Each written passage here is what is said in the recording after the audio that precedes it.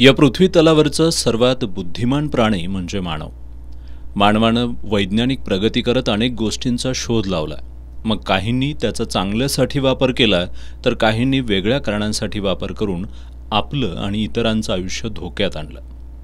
Laser light हा असाच एक आविष्कार.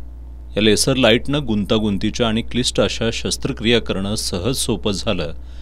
पण हल्ली हेच लेसर लाईट सर्वांना अंधाराच्या खाईत लोटण्यास कारणीभूत ठरत आहेत. यंदाच्या गणेश आगमन मिरवणुकांमध्ये डॉल्बीच्या दंदनाटासह लेसर लाईटचा सर्रास वापर केला गेला.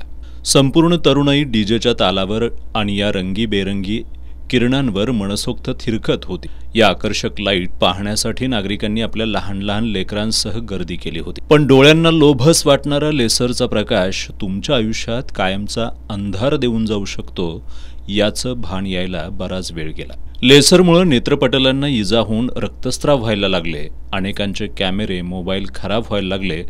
मग कुठं हे काहीतरी भयानक आहे याची जाणीव होऊ लागली. पण काही बिनडोक लोकांनी त्याचा वापर सुरूच ठेवला. आगमन मिरवणुकीत दुष्परिणामांची झलक दाखवणाऱ्या लेसर लाईटमुळे विसर्जन मिरवणुकांवेळी काय हाहाकार उडेल याची कल्पनाच नाही केलेली बरी. लेझर जे गणपतीच्या ह्याच्यात म्हणा नाही तर नवरात्री दिवाळी काही जे वापरलं जातं त्याच्यामुळे काय होतं, हा लाईट नॉर्मल लाईट जर आपण इथे जर टाकलं तर काही होत नाही. पण जो लेझरचा लाईट असतो, डोळ्याची जी रक्तवाहिनी असतात पडद्यावरची ते अगदी नाजूक असतात. अगदीच नाजूक असल्यामुळे हा लाईट त्यांच्यावर खूप त्रासदायक होऊ शकतो. लहान लहान रक्तवाहिनी फुटून पडद्यामध्ये ब्लिडिंग होऊ शकतं. नाहीतर मग पडद्याला इवन छिद्रसुद्धा होऊ शकतो. ते सोडून पडद्याच्या बाहेरच्या बाजूला जे लहान लहान रक्तवाहिनी ह्याच्यावर आपण कंजंक्टिव्हा जे म्हणतो त्याच्यावर जर पडले त्या रक्तवाहिनी तर डोळ्यातून पाणी येणं, डोळे लाल होणं, डोळे चुरचुरणं हे सगळं त्रास होऊ शकतो. आणि जर हे पडद्याला जर काही असा त्रास झाला तर तो कायमचाच डोळा जाऊ शकतो, कायमचंच अंधत्व येऊ शकतं. सो त्या लाईटकडे बघू नये आणि जे कोणी हे लेझरचा वापर करत आहात हे ह्या कारणासाठी वापरू नका.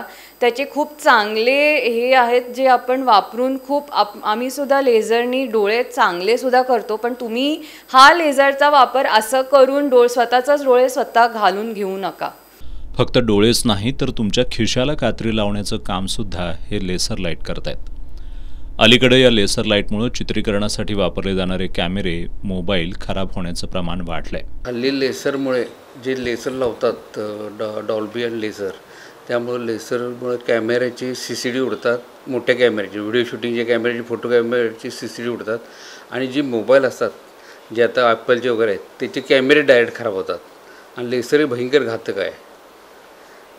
आणि त्यामुळे लोकांनी शूटिंग करायचं काय नाही आणि लेसरच्या ह्याच्यात जायचं का नाही ते लोकांनी ठरवायचं आहे. तुमच्या शरीराला पण घातक आहे ती. एका कॅमेराला CCD फोटो शूटिंगचे कॅमेरा असेल तर 10,000च्या पुढं सगळे लेसरच्या CCDच्या किमती आहेत. आणि ती CCD बदलल्याशिवाय चालत नाही. पूर्ण लाईन्स येतात आणि मोबाईलच्या कॅमेराला पण लाईन्स येतात. त्यावेळेला मोबाईलचा कॅमेरा बदलायचा तर 3,000च्या पुढे सगळ्या किमती चालू आहेत. 5,000, 4,000, 7,000 अशा किमती आहेत. कुठला मॉडेल असेल त्याच्याप्रमाणे. इतक्या घातक असणाऱ्या लेसरवरील बंदीसाठी कायद्यात तशी तरतूद नाही असं सांगून प्रशासन डोळ्यावर पट्टी बांधून बसलंय. सध्या तरी कुठलेही निर्बंध हे कायद्याने घातलेले नाहीत, परंतु नागरिकांच्या आरोग्याचं देखील रक्षण करणं प्रशासनाची जबाबदारी आहे. तर यामध्ये जे गणपती मंडळं विशेष करून लेझर लाईटचा वापर करतात तर विसर्जन मिरवणुकीमध्ये वापर करू नये या अनुषंगाने देखील त्यांना प्रशासनातर्फे आवाहन बैठका घेऊन केलं जातं आहे. त्याचबरोबर कायदेशीर सल्ला घेऊन यामध्ये पुढील काय कायदेशीर कारवाई करता येते हे देखील प्रशासन तपासून पाहते.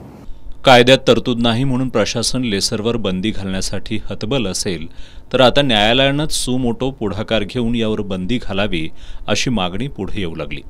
7 ते 9 मायक्रॉनमध्ये जर क्षकिरण पडलं जातं डोळ्यामध्ये, डोळ्याचे पडदे एवढे हलके असतात की त्याला इजा होऊ शकते.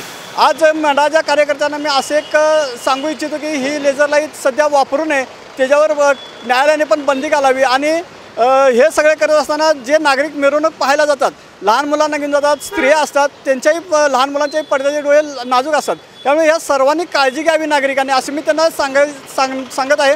आणि सध्या लेझर लाईट ह्याच्यावर बंदी न्यायालयाने घातलीच पाहिजे असं माझं मत आहे. एस न्यूजच्या माध्यमातून लेसर लाईटच्या दाहकतेबाबतचा हा रिपोर्ट अंतिम टप्प्यात येत असतानाच कोल्हापूर जिल्हा प्रशासनाच्या संवेदना जाग्या झाल्या आणि अप्पर जिल्हाधिकारी संजय तेली यांनी भारतीय नागरिक सुरक्षा संहिता 2023च्या कलम 163(1) नुसार आजपासून अनंत चतुर्दशीपर्यंत कोल्हापूर जिल्ह्यात लेसर लाईटच्या वापरावर बंदी घातली आहे। या बंदीसाठी उंचगावमधील एका तरुणाच्या डोळ्यांना झालेली इजा, नागरिकांनी विविध माध्यमांमधून प्रशासनाकडे केलेली विनंती, नेत्रविकार तज्ज्ञांच्या संघटनेचे जिल्हाध्यक्ष डॉक्टर चेतन खारकांडे यांनी केलेली विनंती यांचा विचार करून प्रशासनानं स्वागतार्ह पाऊल उचललंय। आंधळेपणानं उत्सवातील रंगांचा बेरंग करणाऱ्यांना गोडी गुलाबीची भाषा समजत नसल्यानं जिल्हा प्रशासनानं आता फौजदारी स्वरूपाच्या कारवाईची भीती घालत लेसर लाईटच्या वापरावर बंदी घातली आहे। प्रशासनानं उशिरा का होईना काढलेला हा बंदी आदेश अनेकांचे डोळे आणि डोळ्यांप्रमाणे काम करणारे इलेक्ट्रॉनिक गॅजेट शाबूत ठेवेल, पण त्या बंदीची काटेकोरपणे अंमलबजावणी व्हावी हीच अपेक्षा। नाहीतर येणाऱ्या विधानसभा निवडणुकांचा विचार करून नेते मंडळींनी तरुणाईच्या मतांसाठी कारवाई टाळाचा लढिवाळपणा चालू केला आणि प्रशासन त्याला बळी पडलं तर होणारं नुकसान डोळ्यांनी बघवणारं नसेल। नवे अनेकांचे डोळे ते बघण्यासाठी शाबूत नसतील।